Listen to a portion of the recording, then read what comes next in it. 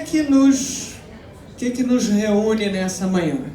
Nos reúne nessa manhã o tratamento do tema da deferência para com as escolhas administrativas antecedidas de planejamento. Esse é um tema que vem na esteira de uma realidade que todos nós conhecemos e os senhores que estão funcionando numa casa de advocacia de Estado conhecem ainda com maior rigor, que é o intenso fenômeno de judicialização de todas as escolhas administrativas. Né? A realidade em que a gente vive, em decorrência do nosso sistema constitucional, que favorece muito a judicialização, não só nas demandas individuais, como também nas demandas de caráter coletivo e de controle abstrato. Então, esta realidade que a gente vive tem intensificado o processo de judicialização e a academia se dedicou durante muito tempo à crítica a este fenômeno. A judicialização é devida, não é devida, o judiciário se reveste ou não se reveste de legitimidade. E aí temos nos entretido com esta discussão, que é uma discussão ok, bacana, relevante, mas não é a única discussão. E mais ainda, este debate, como posto, ele ignora a circunstância de que o fenômeno político, por assim dizer, ou o fenômeno sociológico de que a judicialização já se instaurou, é um fenômeno real.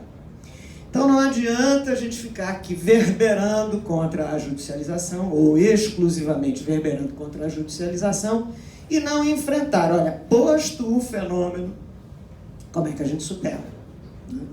Então, a discussão que nos reúne aqui hoje envolve exatamente a tentativa de construção de critérios para que este fenômeno, que é um fenômeno real, que está posto no mundo da vida, possa ser superado ou possa ser enfrentado de uma maneira que seja controlável, lógica, objetivamente explicitada. Então essa é que é o esforço. As conclusões que vocês vão ver apresentadas hoje são conclusões extraídas de um grupo de pesquisa que funciona sob minha coordenação na Universidade Estácio de Sá. O grupo de pesquisa se chama NP-Juris, que vem se dedicando ao estudo do tema da deferência já há 1 ano e pouco. Então, esta são resultados parciais de uma pesquisa acadêmica estruturada em sentido estrito num grupo de pesquisa formal. Então, o que a gente vai apresentar é um pouco do percurso que a gente já desenvolveu na construção destes critérios de deferência e por que isto se propôs como agenda. E a apresentação intercala ainda aplicações do que se identificou como parâmetros possíveis para a incidência de uma aproximação deferencial de parte do judiciário. Né? Vamos apresentar também hipóteses em que esses mesmos parâmetros têm encontrado aplicação na jurisprudência brasileira. Então esse é o objetivo desse nosso encontro pela manhã. E aí, para dar cabo e iniciar a apresentação, eu vou passar a palavra a Nádia Jaime Massé. Antes disso, fazer a devida apresentação. Nádia Jaime Massé é especialista em Direito Administrativo no curso de especialização da Escola da Magistratura do Estado do Rio de Janeiro, é mestranda em Direito Público na Universidade do Rio de Janeiro e também esse é um dado importante do currículo, minha filha, né? O que mostra que ela tem, em alguma medida, um peso especial nessa apresentação, porque todos vocês que são filhos hão de convir que formular uma apresentação técnica do lado da mãe não é moleza, né? Então deem a ela o devido crédito. Mas, enfim, está então com a palavra Nádia e got the floor. Bom dia a todos. Queria começar agradecendo a presença. Sei que sexta-feira de manhã já vai batendo soninho perto do fim de semana. Então, queria agradecer a vocês a presença. Como a professora Vanice já disse, eu sou mestranda pela Unirio, sou especialista em Direito Público e Direito Administrativo pela Emerge. sou filha da professora Vanice e sou membro do NP Juris, que é um grupo de pesquisa em novas perspectivas em jurisdição constitucional. E como a professora Vanice já antecipou, a gente no NP Juris está desenvolvendo uma pesquisa no tema da deferência judicial para com as escolhas administrativas precedidas de planejamento. E aí, quando a gente vai desenvolver qualquer tipo de pesquisa, a gente tem que começar pelo começo, né? Então, se o nosso tema é a deferência judicial para com as escolhas administrativas precedidas de planejamento, tem aí pelo menos 3 elementos. E aí, como não dá para estudar tudo ao mesmo tempo, a gente começou pela questão da deferência e a gente foi buscar nos precedentes norte-americanos o que eles entendem por deferência, né? Então, a professora já fez uma primeira aproximação do porquê que a gente escolheu esse tema, a intervenção judicial e o subjetivismo que resulta desse modelo, como a interferência judicial nas escolhas públicas afeta a capacidade da administração de gerir e propor novas políticas públicas. E a gente tem um terceiro problema, que é a baixa legitimidade democrática do Poder Judiciário para tomar as escolhas públicas, né? Não é o papel do Judiciário definir as escolhas públicas. E aí a solução que os americanos encontraram, enfim, uma solução possível, é o modelo da deferência. E aí aqui é importante primeiro a gente destacar que quando a gente fala em deferência, a gente não está falando numa retomada daquela lógica da insindicabilidade do mérito administrativo, né? A gente não está dizendo que não pode intervir nunca, jamais, em tempo algum, nas escolhas públicas. Essa não é a lógica, mas é uma questão de reestruturar as relações entre a administração pública e o Poder Judiciário de maneira que, ao ser chamado para falar sobre uma escolha pública, o Judiciário tem uma postura mais deferente, por N capa mais Y razões. Assim, a administração pública é, por natureza, quem tem a competência institucional para tomar as decisões, é quem é eleito pelo povo para tomar as decisões. Então, reestruturar essa dinâmica entre o Poder Judiciário e a administração. A gente tem, no Brasil, uma certa resistência com a lógica da deferência, porque ela traz de volta o fantasma do regime militar, né? E não é, a ideia não é comemorar ou qualquer coisa do gênero o regime, pelo contrário, mas assim, como eu falei, reestruturar a maneira como o Judiciário e a administração dialogam. A sensação que a gente tem hoje em dia, quando olha muitas das decisões judiciais em temas, principalmente de políticas públicas, é de que falta diálogo. E diálogo é muito importante para qualquer relação, né? Então, por que não trazer o diálogo de volta nessa dinâmica? Então, a gente foi estudar que deferência, onde vivem, o que comem, onde dormem, e a gente começou pelos precedentes norte-americanos.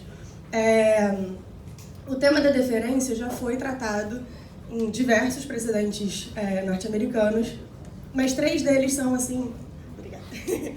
3 deles são os principais, que são os que a gente vai passar hoje. O primeiro de todos é Skidmore versus Swift & Co. Era uma demanda que envolvia um pleito de ressarcimento de horas extras. Um grupo de trabalhadores entendia que a dinâmica que eles tinham organizado com a sua companhia lhes garantiria um recebimento de determinadas horas extras, e o Departamento de Trabalho nos Estados Unidos entendeu que não. E aí eles apresentaram a sua demanda, e a lógica da decisão judicial foi uma lógica epistêmica. A Suprema Corte norte-americana, quando foi fazer essa análise, eles se aproximaram da questão a partir de qual é o conteúdo material da decisão administrativa enfrentada. E aí, com isso, eles olharam o corpo de experiência da agência, qual era a lógica de decisões anteriores da agência, qual era a justificação ou a justificativa apresentada pela agência para aquela tomada de decisão. Então, foi uma aproximação material que teve por principal elemento a capacidade de persuasão da decisão. É uma decisão devidamente fundamentada, ela faz sentido, ela está em compasso com o que a agência já vinha decidindo. Foi essa a aproximação. Esse é um modelo que é bom, mas é um modelo que tem problemas porque entra muito numa análise subjetiva do juiz, né? Assim, o julgador vai entender ou não que houve capacidade persuasiva da decisão a partir dos seus próprios critérios, né? Não é um critério muito objetivo. Então, a gente foi para o próximo caso, que traz um critério um pouco mais formal, que é o caso que todo mundo já ouviu falar quando ouviu falar do tema da deferência, que é o caso Chevron. O caso Chevron envolvia uma decisão da Agência Ambiental dos Estados Unidos, envolvendo a caracterização de um determinado elemento para fins de análise de emissão de gás carbônico, etc, etc. E aí, em Chevron, a Suprema Corte se aproximou do tema de maneira diferente. Eles se aproximaram do tema a partir de uma análise de competência para a tomada de decisão. Então, é um critério bastante mais formal. A primeira, eles desenvolveram o que eles chamam de Chevron Two-Step Test, né? O teste de 2 passos de Chevron. E aí, o primeiro passo é você verificar se houve delegação para aquela tomada de decisão. E como é que a Corte enuncia essa delegação? Primeiro de tudo, você tem que ver o que o legislador falou. Se o legislador já se pronunciou naquela matéria e o que ele disse é claro, você aplica o que está na lei, não tem dúvida, né? É mais fácil. Se o legislador já se pronunciou naquela matéria, delegando, então quem tem que decidir é mesmo a administração, tranquilo. Aí, o problema está e se o legislador não foi claro na sua pronúncia, né? Se há incerteza sobre o conteúdo do que o legislador determinou. Aí, a gente vai para o segundo passo, que é, se há incerteza sobre o que o legislador determinou ou se houve delegação, a decisão administrativa é possível dentro do ordenamento jurídico? E aí, esse é o ponto sensível de Chevron, que não é uma análise de a melhor decisão, é a decisão mais adequada, é uma análise de possibilidade. Porque a lógica é que o legislador optou por delegar ao administrador a tomada de decisão abertamente. Então, se aquela decisão é possível dentro do ordenamento jurídico, dentro daquele framework desenhado, dentro daquela moldura desenhada pelo legislador e pelo constituinte, então ela é uma decisão válida. E aí, nesse caso, o judiciário não pode intervir. Então, pela lógica de Chevron, o judiciário só interviria se a decisão fosse contrária ao ordenamento jurídico ou se ela, na verdade, 100% se ela for contrária ao ordenamento jurídico, se ela contradisser o que diz a lei ou se ela for impossível dentro da moldura desenhada. E aí a crítica que se faz, que muitos autores fazem em relação a esse modelo, é que é um modelo que afetaria o princípio do equilíbrio e harmonia entre os poderes, porque você estaria impedindo a intervenção judicial na decisão administrativa. E eu acho que é uma crítica que faz algum sentido, mas se o modelo de Chevron for aplicado adequadamente, você nunca vai impedir a intervenção judicial. Você só vai ter uma aproximação diferenciada, mas a análise do direito sempre vai ser possível. E aí o terceiro caso que a gente tem é o caso Mead. E o caso Mead, ele não cria o seu próprio critério de deferência. O que ele faz é dizer que algumas decisões vão pedir um tipo de critério, outras decisões administrativas vão demandar outro tipo de critério. O que faz muito sentido. Se você tem atos administrativos normativos, eles têm elementos e características que vão demandar determinada conduta da administração. Se você tem atos concretos, é completamente diferente. Então, por que não ter mais de um critério? E aí, no modelo Mead, o problema é que eles fazem referência às normas com força de lei. E o problema dessa referência é que essa classificação normas com força de lei não está no APA. O APA é a Lei de Processo Administrativo norte-americana. o APA não define o que sejam essas normas com força de lei. Então, você continua tendo um critério, mas que é muito amplo e que pode ser manejado assim, com um pouco mais de flexibilidade. Na análise do Mead, a gente entendeu que assim, as normas que sejam submetidas, as normas de rulemaking, os atos normativos, pelo APA, eles são submetidos a uma coisa chamada Notice and Comments, que é uma oportunização para comentários pela sociedade daquele normativo que se pretende editar. E aí, porque ele tem esse modelo mais procedimental, aí a gente entende que atrairia, na verdade, seriam as normas com força de lei e aí, portanto, atrairiam a lógica de Chevron, que é uma lógica formal e de delegação de competência. Já as normas de adjudication, que são as de atos com efeitos concretos, atrairiam a lógica de Skidmore, que é aquela interpretação mais epistêmica do ato normativo. Se eu estiver indo muito rápido, se eu tiver perdido vocês em algum momento, sinalizem, porque às vezes as coisas pra gente, como a professora falou que a gente está já há 1 ano e meio lidando com o tema, acaba que fica muito natural, né? Então, pra mim, Chevron é tipo meu best. E pode ser que não seja o best de vocês. Então, se surgir alguma dúvida no meio do caminho, se eu tiver perdido vocês, avisem, a gente volta, busca e traz de volta, porque a ideia é chegarmos todos juntos ao final, tá bom? Bom, e aí, diante desse cenário, o que a gente tem é, assim, o que tudo isso que a gente estudou em relação aos precedentes norte-americanos significa? E aí a gente modelou mais ou menos o que seja a deferência a partir da perspectiva norte-americana. Você tem critérios formais, delegação de competência, notice and comments, procedimentos específicos, e você tem critérios materiais, interpretação possível, relação com a prática administrativa, e aí aquilo que a gente conversou sobre como diferentes escolhas administrativas demandam diferentes graus de deferência, porque, eventualmente, uma norma de efeito concreto, ela pode ter um efeito tão pequeno que mexer talvez não tenha problema do ponto de vista de estrutura do sistema. Mas normas de efeitos, atos normativos, pelo contrário, podem gerar um efeito cascata.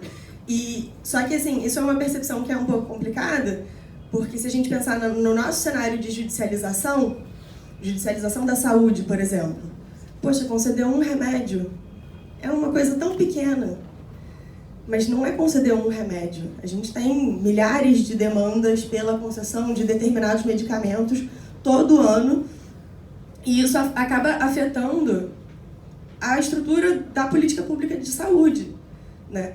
Então, como é que a gente segue a partir daí é a nossa dúvida nesse momento.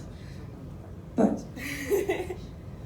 Fazer um comentário na perspectiva da pesquisa, né? Porque é uma coisa importante para a gente entender. Nós estamos lidando com uma sucessão de 3 visões diferentes sobre deferência, né? Então, a Nádia disse, Skidmore, que era o critério epistêmico, material, que examina o conteúdo da decisão, vai ver se ela é uma decisão congruente com as anteriores, fundada nos dados de fato, suficientemente motivada. Então, é um critério que entra na análise em concreto. O Skidmore é da década de 40, 44, né, Nádia? 44, né? Depois você tem Chevron, que vai para um caminho oposto, como ela mesma apresentou. Chevron é um critério formal. Tem delegação ou não tem delegação? Tem. A escolha da entidade delegatária é possível? É. Então tá, deferência. O judiciário é deferente para com a escolha administrativa. Vejam que a natureza da análise é totalmente distinta, né? E é interessante pensar, Chevron é de, não mais adiante, 70, né? Então, um em 40 e pouco, década de 40, o outro da década de 80, né? O que será que mudou? O que será que fez com que a Suprema Corte americana saísse de uma lógica de vamos examinar o conteúdo em si da decisão, né? Vamos examinar a partir de uma matriz de análise material, né? Para uma matriz de análise formal. Quem se arrisca numa sugestão do que tenha mudado? Pensem do ponto de vista pragmático. Por que será que a gente saiu de uma análise tão detalhada para uma análise mais genérica, formal? Talvez seja o subjetivismo, né, que deixa na mão do juiz para julgar. Subjetivismo é um elemento, né? No critério Skidmore, mais abertura para o subjetivismo. Diga, Lucas. Número de demandas é, sem sombra de dúvida, também um outro elemento. Então é interessante a gente pensar como a evolução dos critérios deles lá responde a como o fenômeno se apresenta no mundo da vida da judicialização. Pô, construímos um critério muito bacana, material, de análise, né? Os requisitos da decisão administrativa parecem muito interessantes, pô, congruência, é um requisito interessante, né? Outros elementos. Então construímos um critério que é ótimo. Tá bom, mas e no mundo da vida? Consigo dar conta dos meus processos? Quer dizer, a cada decisão administrativa eu vou ser capaz de empreender a essa análise com esta profundidade? Né? E aí você tem uma mudança de critério, para um critério de natureza mais formal.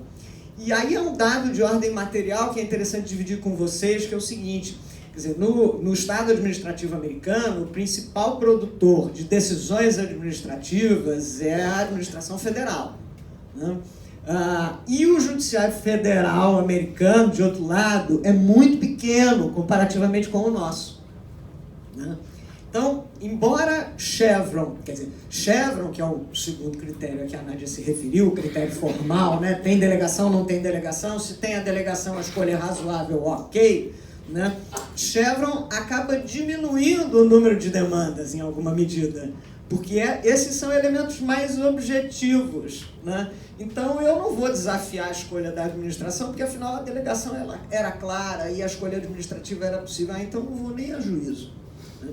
Então vejam que Chevron é um modelo de aproximação deferencial que desestimula o ajuizamento de demandas.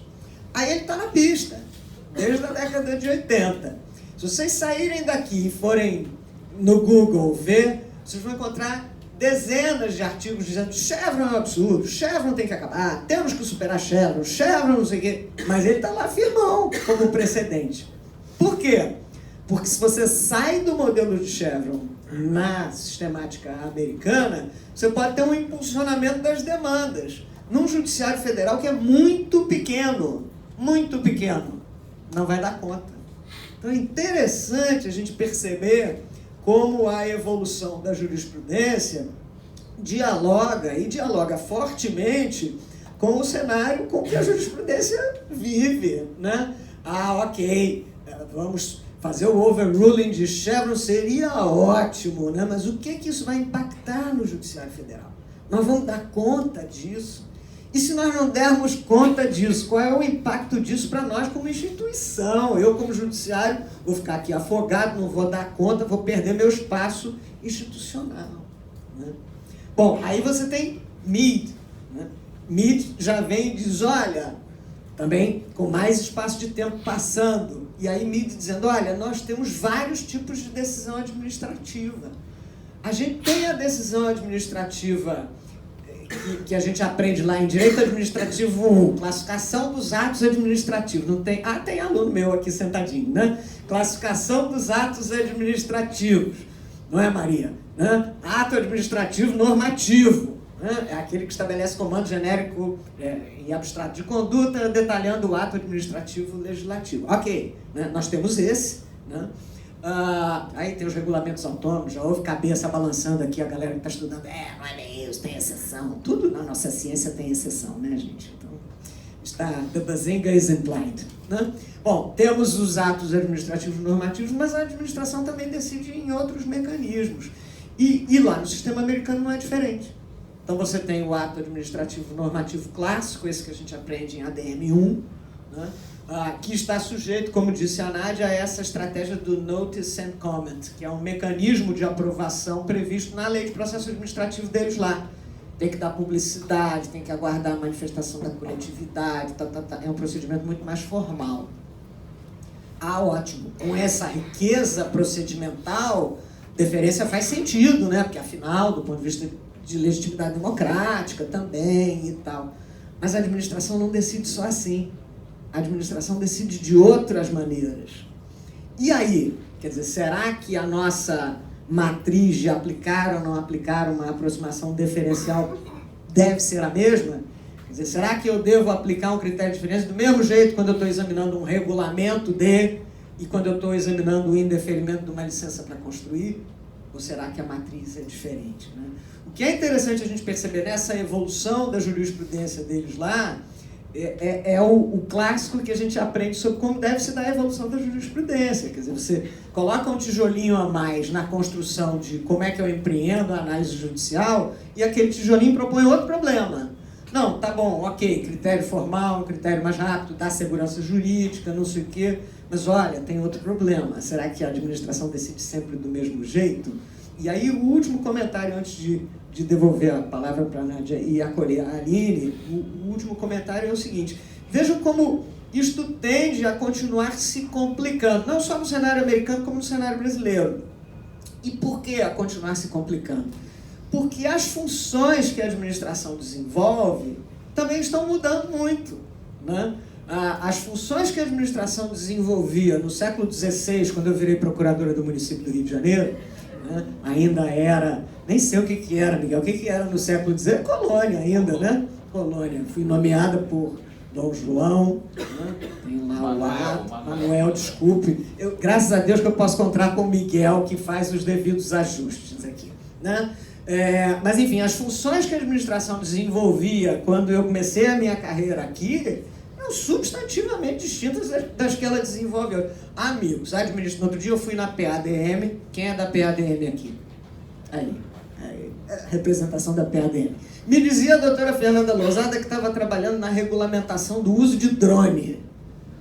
Aí eu fiquei, caramba, imagina, amigo, se quando eu entrei na Procuradoria-Geral do município, alguém ia pensar na regulamentação do uso de drone. Que diabo é isto? Né?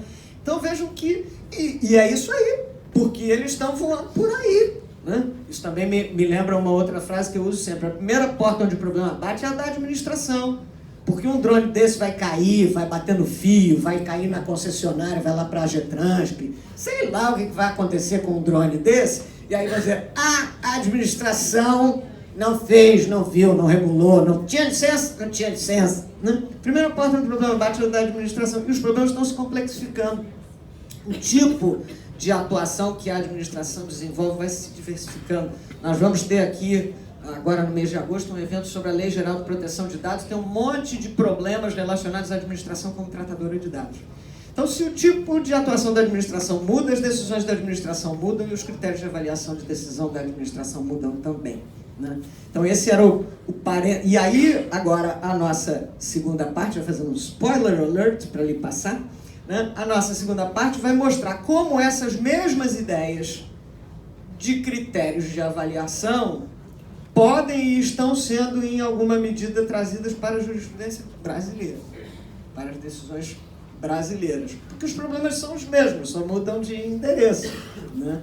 Então, como é que essas matrizes possíveis de composição estão se apresentando? Aline, por favor, né? E eu restituo a palavra para a Nádia. Obrigada. Bom, na verdade eu vou passar a palavra para a Aline, para a gente entrar nos precedentes do STF, em que o tema da deferência ou foi literalmente citado pelos ministros, ou em que a análise da decisão permite verificar uma postura deferente, ainda que eles não enunciem um dever de deferência, mas pelo menos uma postura mais deferente em relação às escolhas administrativas. A gente vai começar pela ADC 17 e a DPF 292.